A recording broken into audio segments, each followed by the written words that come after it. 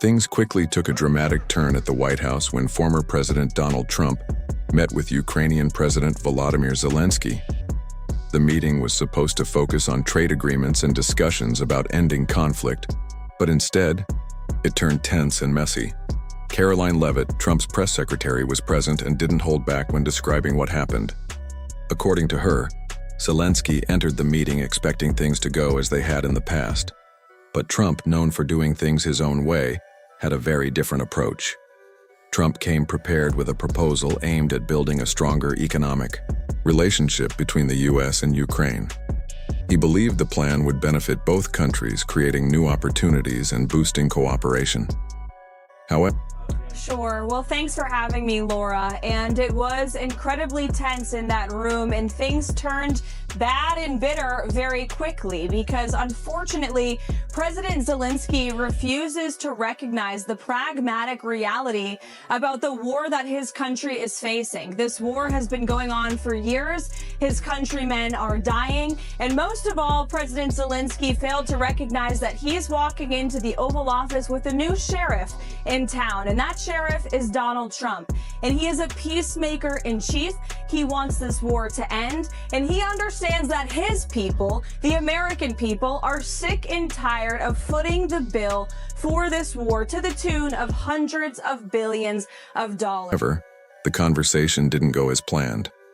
Zelensky reportedly started making demands right away, pushing for more military aid, asking for stronger defense promises, and showing little interest in the deal Trump had brought to the table. Instead of moving forward together, the conversation stalled, and the meeting turned into a tense exchange.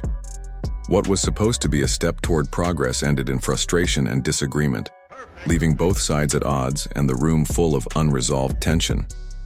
It's very unfortunate for the Ukrainian people and for President Zelensky that he walked in with this mindset of give from the American people without much gratitude for what the American people have done for his country over the past few years. And so he was on the brink of signing an economic agreement that would have ensured economic prosperity for the Ukrainian people and recouped American tax dollars for funding this war.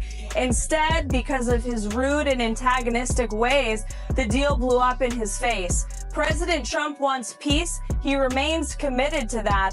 But President Zelensky either needs to change his attitude or perhaps he can't make a deal at all. Well, Caroline, Susan Rice and others tonight have said that this was an ambush, a setup, that this was the plan all along for Vance and Trump to go at him and create this drama. Your response? That's absolutely not true. President Trump was excited about this economic agreement. And it was President Zelensky, if you roll the tape, who actually antagonized the vice president in front of the cameras and picked a fight with him. And as President Trump said, I think it was great that the cameras were rolling because the American people and the entire world got to see what President Trump and his team have been dealing with behind closed doors in the negotiations with the Ukrainians. They've been, again, incredibly hard-headed, and all President Trump wants is peace. And just like that, Trump reached his breaking point. In a moment that caught everyone off guard, he called off the planned lunch with President Zelensky. The room went completely still. No one expected it to go that far.